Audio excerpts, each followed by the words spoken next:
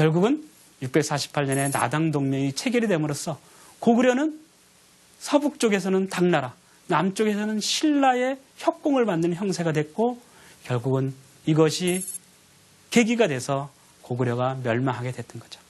만약에 642년에 연개소문이 김춘추의 제의를 거절하지 않았다면 아마 고구려의 운명은 바뀌었을지도 모르겠습니다.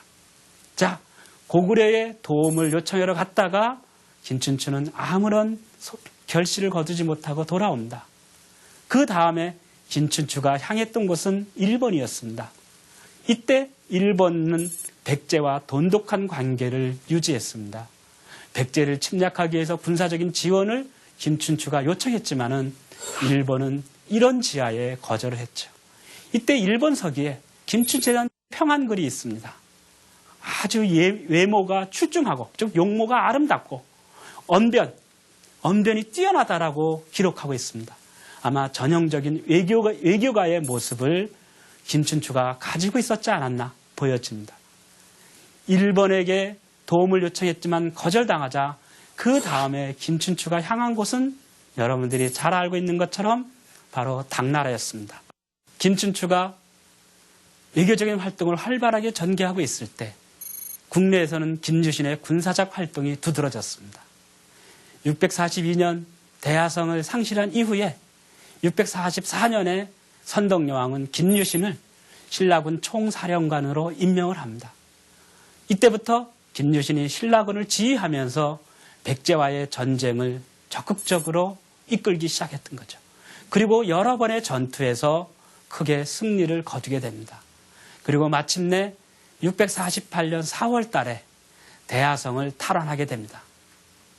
이때 대하성 전투에서 백제의 장군 8명을 생포합니다. 김유신은 생포한 8명의 장군을 백제에게 돌려주는 대가로 642년에 백제 사람들이 가지고 갔던 김품석의 유고를 돌려달라고 제의를 합니다. 백제가 이 제의를 받아들여서 신라는 8명의 장군을 백제로 보내고 백제에서는 김품석 부부의 유고를 신라로 돌려보냅니다. 이러므로써 신라는 대하성의 치욕을 되갚을 수 있었습니다. 자, 이렇게 외교적으로 김춘추가 군사적으로 김유신이 두각을 나타내자 크게 위협을 느낀 세력들은 바로 전통적인 신라의 귀족들이었죠. 이들을 흔히 우리가 구귀족이라고 부르고 있고 김유신과 김춘추를 신귀족이라고 부르기도 합니다.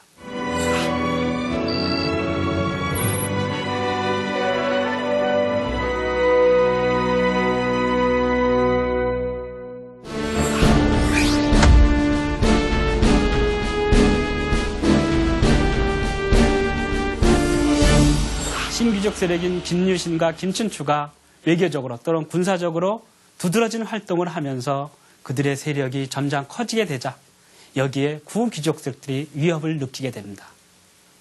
647년 무렵에 아마도 선덕여왕이 병이 위독했던 것 같습니다. 그 다음에 왕위를 누가 이을 것인가라고 하는 것이 국내에서는 초미의 관심사였던 것으로 보여집니다. 이때 김춘추와 김유신은 왕위 계승 후보자로서 선덕여왕의 사촌 동생인 승망공주를 지목했던 것 같습니다. 여기에 대해서 구귀족 세력들이 반대를 했던 것으로 보여집니다. 김유신과 김춘추 세력이 진덕여왕을 왕위에 앉히려고 하는 움직임을 구체적으로 보이게 되자 비담과 염종을 비롯한 구귀족 세력들이 반란을 일으키게 됩니다. 그들이 내세웠던 명분은 여자가 임금이 되어서 나라를 잘 다스릴 수 없다라고 주장을 했던 것이죠. 비담의 반란을 진압한 것이 바로 김유신이었습니다. 그리고 비담의 반란을 진압하는 와중에 아마 선덕여왕은 돌아가셨던 것 같습니다. 그리고 그 뒤를 이어서 진덕여왕이 왕위에 올랐던 것이죠. 진덕여왕이 왕위에 오른 이후에 김유신과 김춘추가 권력을 장악하고 전국 운영을 주도했던 것으로 보여집니다. 자, 이러한 상황에서 김춘추는 648년에 자기의 아들 범민을 데리고 당나라를 찾아갑니다. 이때 당나라는 645년 안치성 전투에서 고구려에게 패배하죠. 그러면서 일시적으로 대규모 군대를 보내서 고구려를 정복하는 것이 어렵다고 생각을 해서 전략을 바꿉니다. 소규모 군대를 장기적으로 자주 보내서 고구려를 괴롭히는 전략을 폈던 것이죠. 그리고 또 하나, 신라와의 연합을 절실하게 갈망했습니다. 중원에서 요동지방까지 식량을 옮기는 것이 너무 멀어서 힘이 들고 또 제대로 운반하기가 곤란했습니다. 반면에 신라에서는 배에다 식량을 싣고 요동 지역으로 옮기는 것이 비교적 수월했습니다. 그래서 신라와 연합하면은 식량의 확보가 비교적 용이하다고 생각을 했고요. 그리고 또 하나는 남쪽에서 신라가 고구려를 치고 서북 쪽에서 당나라가 고구려를 치면은 협공을 할 수 있는 전략적 이점을 가질 수 있었던 것이죠. 그래서 당나라도 신라와의 연합이 절실하게 필요하던 시점이었습니다. 김춘추는 당태종을 찾아가서 고구려와 백제를 멸망시키는데 군사적인 지원을 요청을 합니다. 물론 여기에 대해서 당태종이 흔쾌히 응하게 되죠. 두 사람이 동맹을 맺게 되는데 이것을 우리가 흔히 나당 동맹이라고 부르게 됩니다.